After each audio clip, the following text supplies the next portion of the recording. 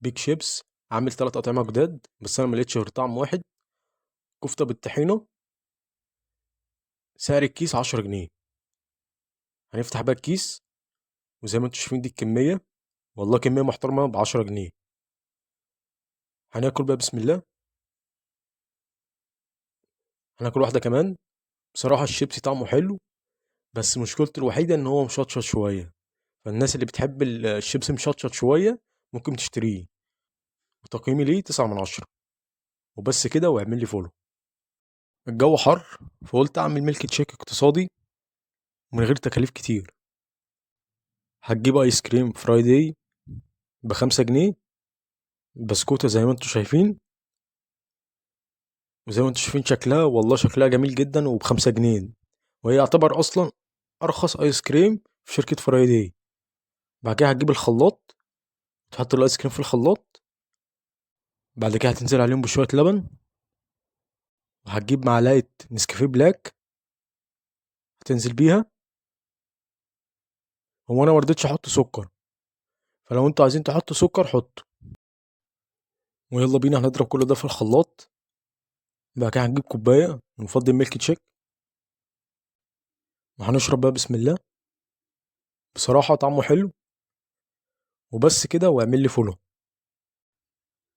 لقيت معمول كده جديد لسه نازل بالتمر، اسمه قرمزي، فقلت اجربه. زي ما انتوا شايفين ده شكل الكيس، سعره عامل 5 جنيه، من انتاج شركة الخالدي للصناعات الغذائية. وزي ما انتوا شايفين ده شكل المعمول. هناكل بقى بسم الله. بصراحة المعمول طعمه حلو، والتمر نفس الكلام. وعلى فكرة ممكن تاكله مع كوباية شاي كده الصبح قبل ما تروح الشغل. فتقييمي ليه هيبقى 9 من 10. واعمل لي لايك واشترك في القناة. لما تبقى في 2025 وتلاقي بسكوت في سوبر ماركت ب3 جنيه، فده إنجاز في حد ذاته. بيك رونيسكا. هو بسكوت بالشوكولاتة محشي كريمة. شوكولاتة محشي كريمة. زي ما انتوا شايفين ده شكل البسكوت. يعني بصراحة شكله تحفة. هناكل بقى بسم الله. والله زي ما توقعت شكله تحفة وطعمه أحلى. والطعمين باينين فيه، طعم البسكوت بالشوكولاتة وطعم الكريمة. وتقييمي ليه هيبقى 9 من 10. وأهم حاجة، متنسانوش تعملوا لايك وتشتركوا في القناة. أرخص فطار في 2025.